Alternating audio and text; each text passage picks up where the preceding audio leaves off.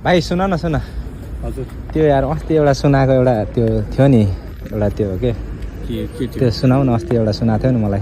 कहाँ अनि बाटोमा दाइ घर जाने बेला भइसक्यो होइन मैले त यसो हेर्न मैला मात्र हेर्न लागेको लागि हो कि कहाँ तपाईँ भिडियो बनाइरहनु भएको दाइ कसलाई पठाउनुलाई हो मैले आफैलाई हेर्नलाई हो पठाउनुलाई त होइन पठाउनु न भन्ने हो फेरि भनिदेऊ न सुरु गरौँ भन न सुरु गरौँ गर न मान्छे आइरहेको क्या बाटोमा फेरि केही हुन्न के मान्छेले के हो भन न कसै नपठाउनु है त पठाउनु न के पठाउनु ल ठिक छ त्यसो भए कसले भन्यो र सम्बन्ध गाँच्न जात मिल्नुपर्छ कसले भन्यो र सम्बन्ध गाँच्न जात मिल्नुपर्छ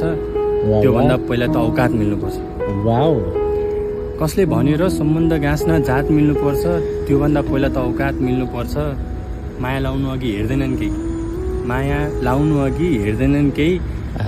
कसैले भनेको टेर्दैनन् केही बस हाँसमाएर डुल्न पाए पुग्छ एकअर्कामा भुल्न पाए पुग्छ सधैँ यस्तै भइरहे त कति आनन्द हुन्थ्यो होला है तर सधैँ यस्तै भइरहे त कति आनन्द हुन्थ्यो होला है तर जब उसको बाउले तिम्रो नक्सा कोटाउँछ त्यहाँनिर गोरेटो बाटोले पनि नछोएको तिम्रो घर भेटाउँछ तब सुरु हुन्छ असली कहानी तर पनि गुनासो केही छैन किनकि परिवारले खुसी भन्दा पहिले सुख चाहन्छ वाउ तर उसलाई यो पनि राम्रोसँग थाहा छ कि सपनाकै भए पनि महल उसको नाम गरिदिने मान्छे सपनाकै भए पनि महल उसको नाम गरिदिने मान्छे म आफू नखाई उसको पेट भरिदिने मान्छे म सोच्यो होला यति सजिलै किन हार माने भनेर कोसिसै नगरी आफूलाई कायर ठाने भनेर तर पनि सोचे जस्तो सजिलो कहाँ छ र किनकि ऊ र म एक हुनलाई त उसको बिरयानीसित